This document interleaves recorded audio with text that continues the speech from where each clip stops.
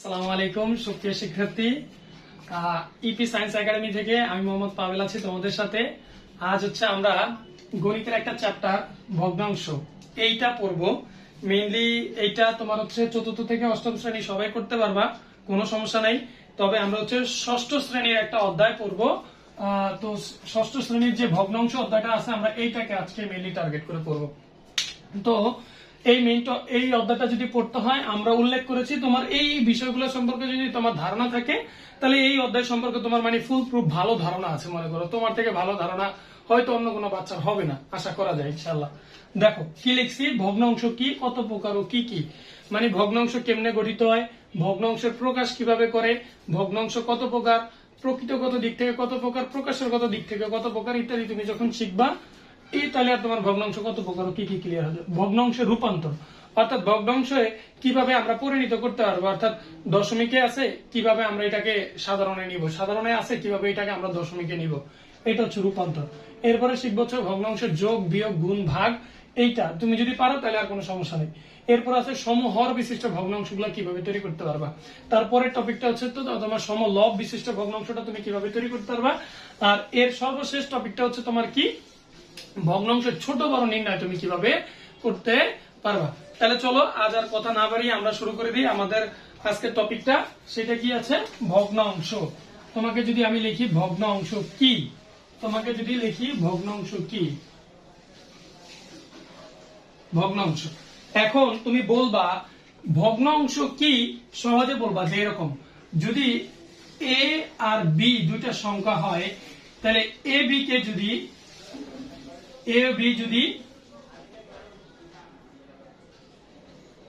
যদি দুটি সংখ্যা হয় তবে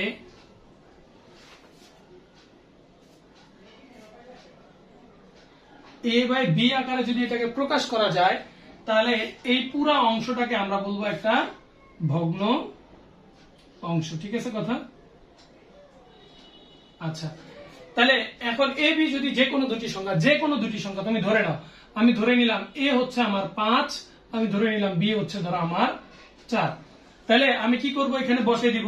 ধরো আমি এখানে বসে দিব উপরে 5 নিচে 4, তাহলে এই যে 5/4 আমি যে প্রকাশ করলাম তাহলে এই পুরো অংশটাকে বলবো হচ্ছে আমরা ভগ্নাংশ। ঠিক আছে কথা?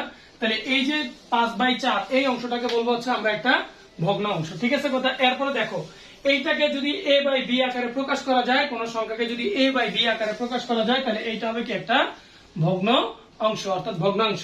এরপরে দেখো কোন সংখ্যাকে যদি আমরা এইভাবে প্রকাশ করি, অর্থাৎ এইভাবে রাখবো না, অর্থাৎ আমি একটা সংখ্যাকে লিখলাম হচ্ছে 5.73, তাহলে দেখো এই যে 5.73 যদি এরকম থাকে তখন এইটাকে বলে একটা ভগ্নাংশ। ঠিক আছে কথা? আচ্ছা, তবে এই ক্ষেত্রে আর এই ক্ষেত্রে দুটি কমন সাধারণ জিনিস আছে। ঠিক আছে কথা? এই বিষয়গুলো আমাদের বুঝতে হবে। যেমন দেখো এই সাধারণ ভগ্নাংশের ক্ষেত্রে এইটাকে বলি হচ্ছে আমরা লব, আর এই নিচেরটাকে বলি হচ্ছে আমরা হর। আর এইটা তাহলে কোন ভগ্নাংশ, যে ভগ্নাংশকে লব বাই হরে অর্থাৎ লবে আর হরে প্রকাশ করা যায় তাকে বলি আমরা সাধারণ ভগ্নাংশ। তাহলে এইটাকে ভগ্নাংশ না করে আমরা কি নাম দিব, নতুন নাম দিব হচ্ছে কি সাধারণ ভগ্নাংশ। ঠিক আছে কথা? এটার নাম দিব তখন হচ্ছে সাধারণ ভগ্নাংশ, সাধারণ ভগ্নাংশ। আচ্ছা, তাহলে বুঝতে পারলাম যদি কোন ভগ্নাংশকে যদি লব আর হরে লেখা যায় তাকে কি নাম দিব, সাধারণ ভগ্নাংশ। আচ্ছা, আর কোন সংখ্যাকে যদি আমরা এরকম ভাবে ডিফাইন করি তখন এর নাম আমরা কি দিব। দেখো এইখানে কিছু জিনিস আছে, এই যে একটা দশমিকের মতো ফোঁটা দেখা যায় না, এইটাকে বলি হচ্ছে আমরা দশমিক বিন্দু। কি বলি বলতো, দশমিক বিন্দু। ঠিক আছে কথা? ইংলিশে কি বলে, রেডিক্স পয়েন্ট, রেডিক্স পয়েন্ট। আর এই দশমিক বিন্দুর আগে যা থাকবে, দশমিক বিন্দুর আগ পর্যন্ত যা থাকবে এই অংশটার নাম দিচ্ছি হচ্ছে আমরা পূর্ণ সংখ্যা। কি নাম দেই, পূর্ণ সংখ্যা। এখন পূর্ণ সংখ্যা কারা, পূর্ণ সংখ্যা মানে হচ্ছে গোটা নাম্বার, অর্থাৎ 1, 4, 5, 7, 10 এইগুলোরে বলি গোটা গোটা নাম্বার, অর্থাৎ পুরাপুরি একটা নাম্বার যেটা হবে ওইটাকে বলি আমরা হচ্ছে পূর্ণ সংখ্যা। অর্থাৎ এইটার ভিতরে কোনো ঝামেলা থাকবে না, যেমন 1.5, এই যে 0.5 এটা বলতে পারবা না, অর্থাৎ তুমি হয়তো 5 বলবা, না তার পরবর্তী অঙ্ক 6 বলবা, এর মাঝের কিছু তুমি বলতে পারবা না। তাহলে এই 5, 6, 7 এগুলোর আমরা কি বলবো? পূর্ণ সংখ্যা। আচ্ছা, আর এই দশমিক বিন্দু থেকে শুরু করে, এই দশমিক বিন্দু থেকে শুরু করে শেষ পর্যন্ত যা থাকবে এইটাকে বলি হচ্ছে আমরা ভগ্নাংশ সংখ্যা। কি বলি বলতো? ভগ্নাংশ, ভগ্নাংশ সংখ্যা। তাহলে কোন সংখ্যা যদি এইভাবে প্রকাশ করা থাকে তখন তার নাম শুধু ভগ্নাংশ না বলে তাকে আমরা নতুন নাম দিব। সেটা কি নাম দিব বলতো? তার নতুন নাম দিব হচ্ছে আমরা দশমিক ভগ্নাংশ। কি ভগ্নাংশ দিব? দশমিক ভগ্নাংশ। এই ভগ্নাংশ দশমিক বিন্দুর উপস্থিতি আছে, তাই এর নাম হচ্ছে দশমিক ভগ্নাংশ। যার দুইটা অংশ থাকে, একটাকে বলি দশমিক বিন্দুর আগের অংশ, যার নাম দিয়েছি হচ্ছে আমরা পূর্ণ সংখ্যা, আর দশমিক বিন্দু থেকে পরবর্তী যে অংশটা থাকে তাকে দিছি কি আমরা বলতো? ভগ্নাংশ সংখ্যা। আর টোটালটাকে আমরা একত্রে বলি হচ্ছে কি? দশমিক ভগ্নাংশ। দশমিক ভগ্নাংশে যে এই বিন্দুটা থাকে এইটার আমরা নাম দিয়েছি কি? দশমিক বিন্দু, বা ইংলিশে রেডিক্স পয়েন্ট। আশা করি তোমরা এতটুকু টপিক বুঝতে পেরেছো। তাহলে চলো আমরা এবার দেখি ভগ্নাংশের প্রকারভেদ কি। তাহলে ভগ্নাংশ কি বুঝতে পারছো না? ঠিক আছে, তাহলে আমি এটা মুছে ফেলার আগে তোমরা একটা স্ক্রিনশট নিয়ে নিতে পারো। ঠিক আছে, চলো তাহলে আমরা পরবর্তী টপিকে যাই।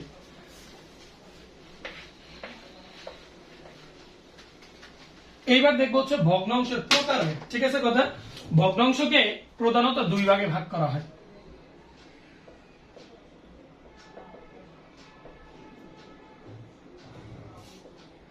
একটাকে বলি হচ্ছে আমরা সাধারণ ভগ্নাংশ, আরেকটাকে বলি হচ্ছে আমরা দশমিক ভগ্নাংশ। আচ্ছা, এখন সাধারণ ভগ্নাংশ কোনটা? যে ভগ্নাংশের লবে আর হরে কি করা যাবে বলতো? লেখা যাবে। ধরো আমি একটা ভগ্নাংশ লিখলাম, সেটা কি লিখলাম? উপরে লিখলাম 3, নিচে লিখলাম 7। তাহলে এই উপরের অংশটাকে আমরা কি নাম দিয়েছিলাম বলতো? শিখেছিলাম উপরের নামটা দেয় হচ্ছে লব, আর নিচের নামটা দেয় কি বলতো? হর। তাহলে কোন ভগ্নাংশ যদি লবে আর হরে লেখা যায় তাহলে তাকে আমরা কি ভগ্নাংশ বলবো? সাধারণ ভগ্নাংশ বলবো। আচ্ছা, আর যদি কোনো ভগ্নাংশকে এইভাবে না, দশমিক বিন্দুর উপস্থিতিতে কি করা হয়? লেখা হয়, তাহলে তাকে আমরা কি বলবো? তাকে আমরা বলবো হচ্ছে দশমিক ভগ্নাংশ। যেমন কেমন? আমি যদি বলি 7.53, তাহলে এই যে 7.53 এটাকে বলবো আমরা দশমিক ভগ্নাংশ। যার দশমিক বিন্দু থেকে আগ পর্যন্ত অংশটাকে বলি হচ্ছে আমরা পূর্ণ সংখ্যা, পূর্ণ সংখ্যা। আর দশমিক বিন্দু সহ তার পরবর্তী অংশকে বলি হচ্ছে আমরা ভগ্নাংশ সংখ্যা, ভগ্নাংশ সংখ্যা। এখন এই ভগ্নাংশ সংখ্যা আর এই পূর্ণ সংখ্যা মিলিত দুইটাকে ডিফাইন করা হচ্ছে এই দশমিক বিন্দুর সাপেক্ষে। এইটাকে বলি হচ্ছে আমরা দশমিক বিন্দু।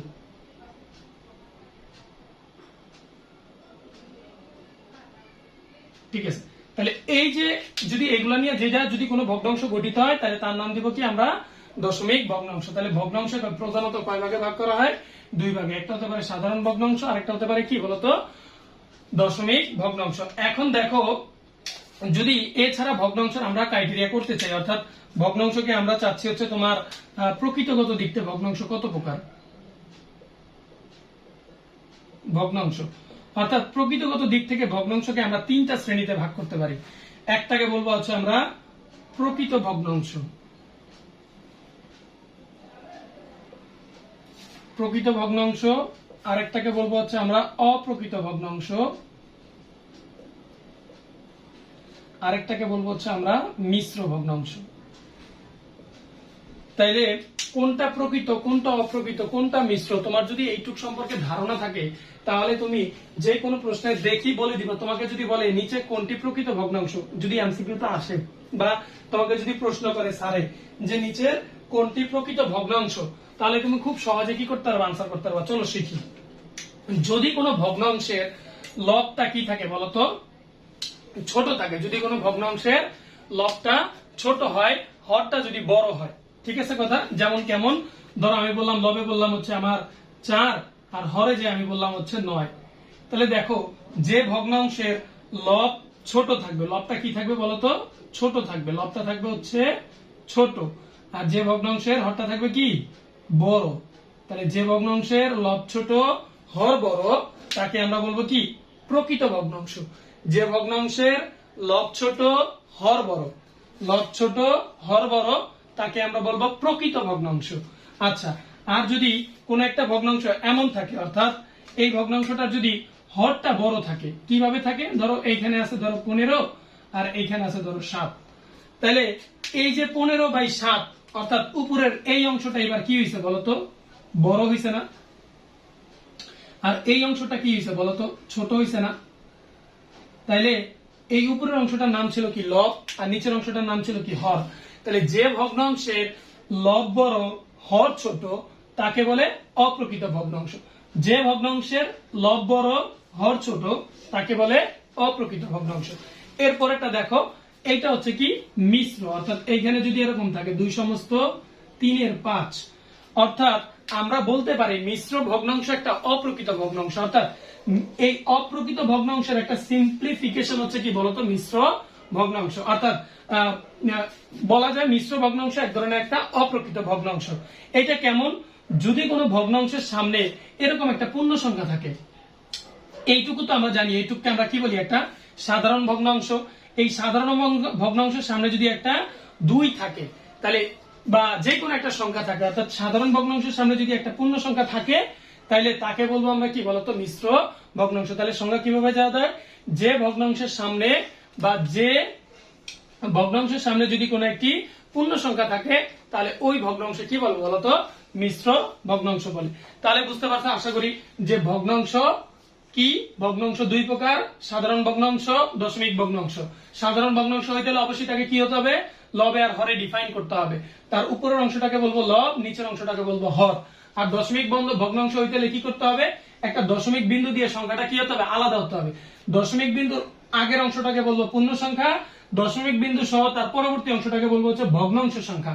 আর এই যে এই জায়গায় যে একটা বিন্দুর মতো দেখা যাচ্ছে, এটার নাম হচ্ছে দশমিক বিন্দু। তাই পুরোটা সংখ্যাটাকে বলি আমরা হচ্ছে দশমিক ভগ্নাংশ।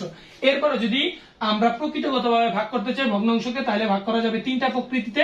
একটা হচ্ছে প্রকৃত, অপ্রকৃত, মিশ্র। এখন প্রকৃত ভগ্নাংশ কি?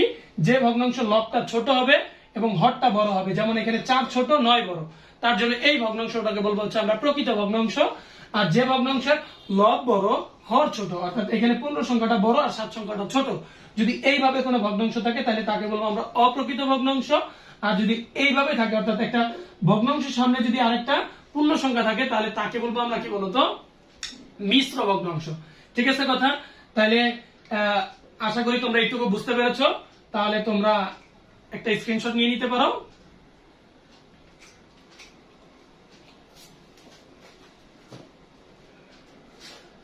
ঠিক আছে, তাহলে চলো ভগ্নাংশ কি, কত প্রকার ও কি কি, তাহলে এই টপিকটা আমাদের কি হয়ে গেল?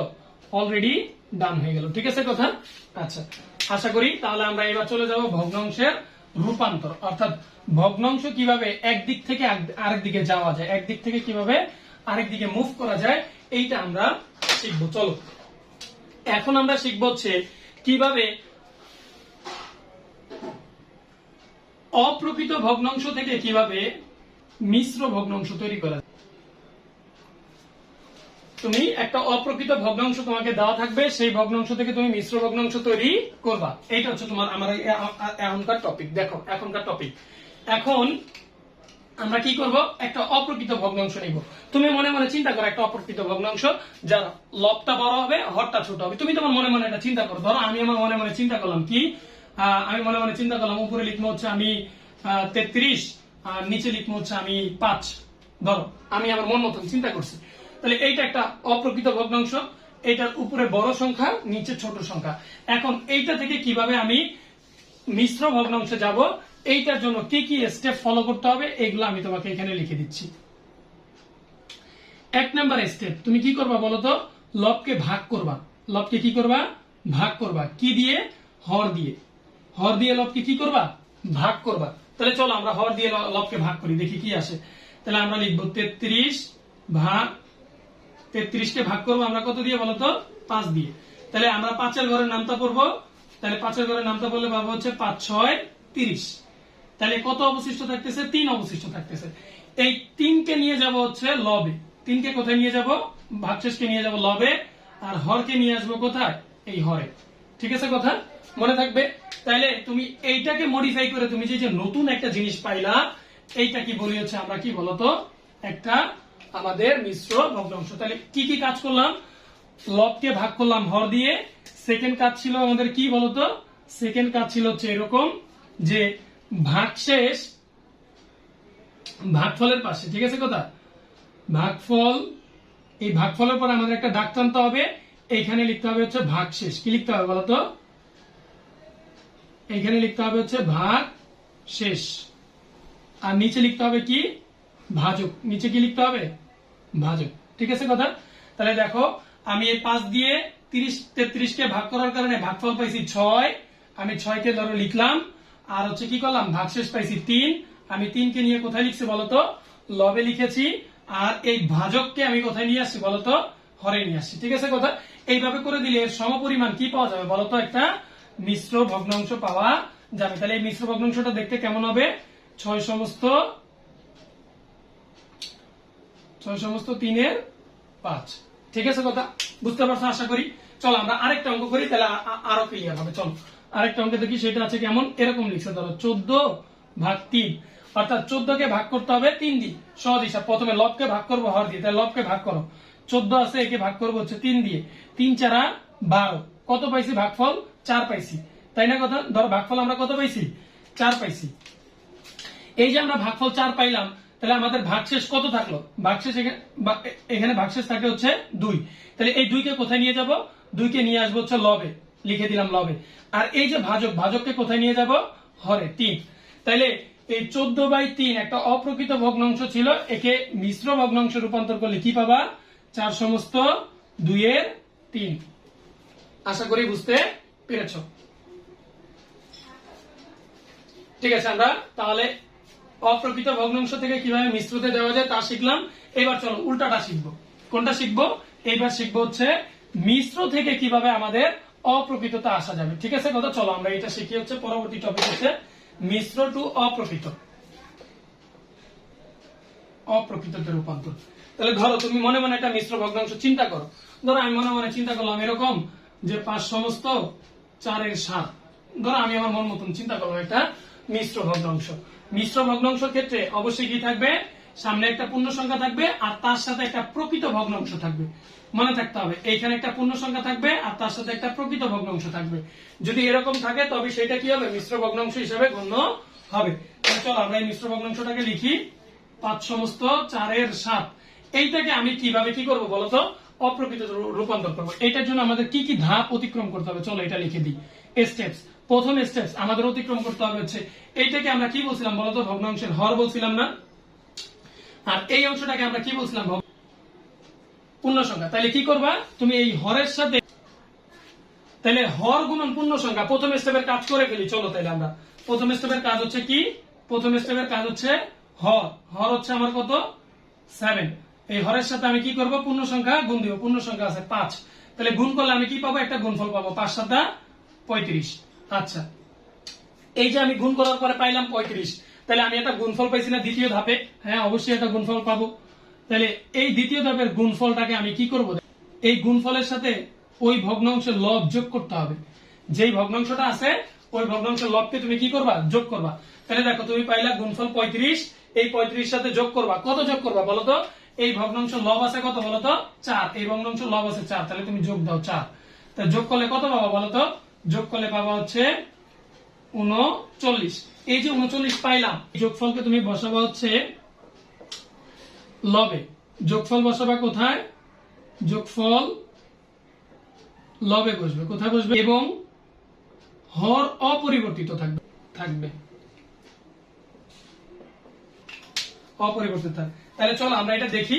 তাহলে আমরা এটা থেকে কি করলাম, মিশ্র ভগ্নাংশ থেকে যদি অপ্রকৃত ভগ্নাংশ তৈরি করতে হয় তাহলে আমাদের এই যে যোগফল, আমাদের এই যে যোগফল বের হয়েছে 39, তাহলে আমি 39 কে কোথায় বসাবো লবে বসাবো, আর হরকে অপরিবর্তিত রাখবো, অর্থাৎ এই জায়গায় হর যেমন 7 আছে, তাহলে আমার এইখানেও কত হবে, 7ই হবে। তাহলে বুঝতে পারছো আশা করি মিশ্র ভগ্নাংশ থেকে কিভাবে আমরা অপ্রকৃত ভগ্নাংশ তৈরি করব।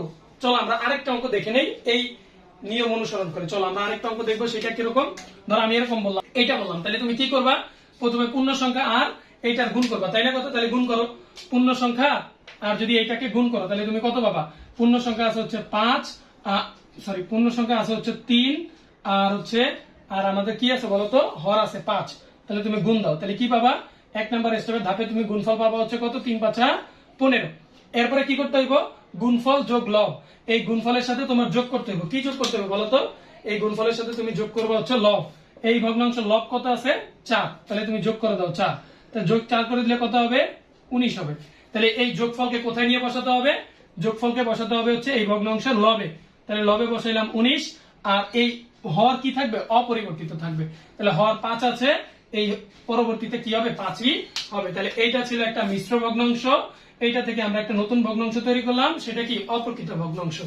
এইটা ছিল আমাদের একটা মিশ্র ভগ্নাংশ, এটা থেকে আমরা একটা নতুন ভগ্নাংশ তৈরি করলাম, সেটা হচ্ছে কি, একটা অপ্রকৃত ভগ্নাংশ। তাইলে মিশ্র ভগ্নাংশ থেকে কিভাবে অপ্রকৃত ভগ্নাংশে যাওয়া যায়, আর অপ্রকৃত ভগ্নাংশ থেকে কিভাবে মিশ্র ভগ্নাংশতে আসা যায়, আশা করি তোমরা বুঝতে পেরেছো। চলো এরপর আমরা অন্য কিছু দেখি।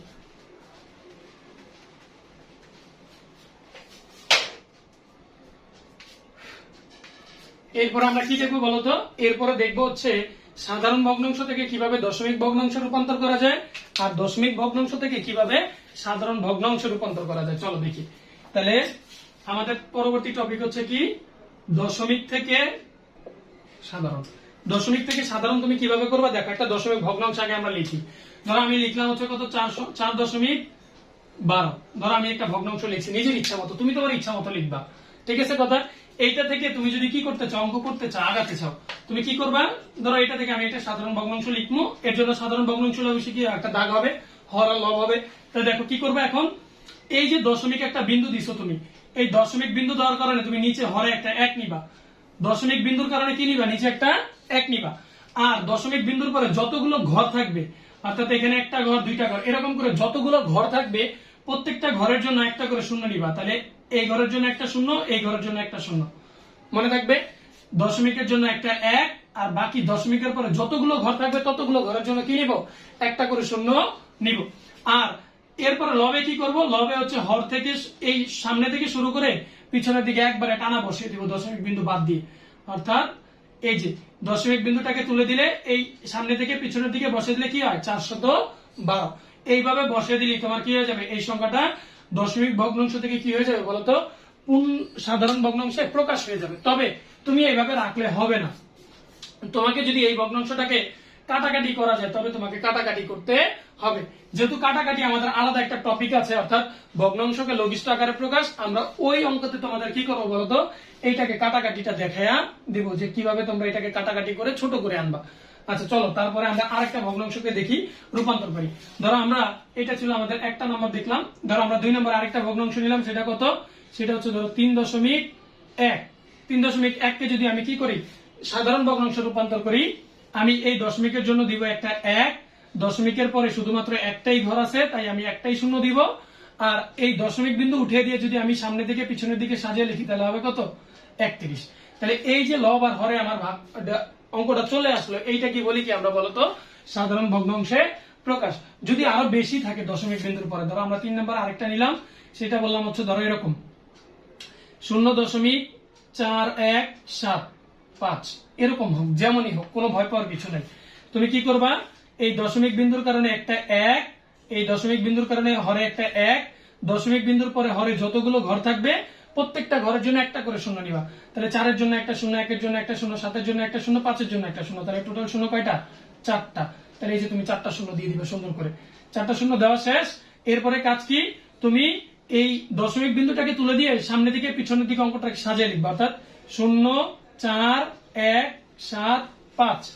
এখন দেখো সংখ্যার সামনে কি শূন্য দেওয়ার কোনো প্রয়োজন আছে, তাই আমি এখানে আর শূন্য দেবো না, অর্থাৎ 4 1 7 5 ডিভাইডেড বাই 10,000। তাই এইটা যেই কথা এইটা একই কথা, এইটা যেই কথা এইটা একই কথা, এই 4.12 যেই কথা এইটা একই কথা। অর্থাৎ এইটা ছিল দশমিক আকারে প্রকাশ, এইটা হচ্ছে কি তার ভগ্নাংশ আকারে প্রকাশ। আশা করি বুঝতে পেরেছো তোমরা কিভাবে দশমিক ভগ্নাংশ থেকে সাধারণ ভগ্নাংশে রূপান্তর করবা। ঠিক আছে, চলো তাহলে এবার দেখবো কিভাবে একটা সাধারণ ভগ্নাংশ থাকলে ভগ্নাংশ থেকে কিভাবে তুমি দশমিকে যাবা। ঠিক আছে, অর্থাৎ দশমিক ভগ্নাংশ তুমি কিভাবে যাবা সাধারণ থেকে। তা তুমি চিন্তা করো একটা সাধারণ ভগ্নাংশ, তুমি চিন্তা করো, ধরো আমি চিন্তা করলাম একটা সাধারণ ভগ্নাংশ আছে ধরো আমার এরকম 12/3। আমি 12/3 কে কি করতে চাই, এটা একটা সাধারণ ভগ্নাংশ হয়ে আছে, যেরকম ভগ্নাংশ থাক, প্রকৃত থাক অপ্রকৃত থাক, ডাজেন্ট ম্যাটার, একটা ভগ্নাংশ থাকলে হয়েছে। একে আমি কি করতে চাই, আমি একে চাই হচ্ছে দশমিক ভগ্নাংশ রূপান্তর করা যায়। তাহলে ন্যাচারালি ভাগ করবা, নর্মাল যে ভাগ করে ভাগ, 12 কে ভাগ করবা কত দিয়ে, 3 দিয়ে ভাগ করো। তাহলে 3 × 4 = 12। আচ্ছা আমরা এখানে 12 নিলাম কেন, আমরা এখানে 14 নিই, এখানে আমরা কত নিব বলতো, 14 নিই। তাহলে আমরা এখানে নিলাম 14।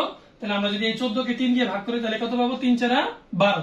কারণ 3 × 5 = 15, আমরা 15 লিখতে পারবো না, তাই তার জন্য কি করতে হবে, এক ঘর কম নিতে হবে।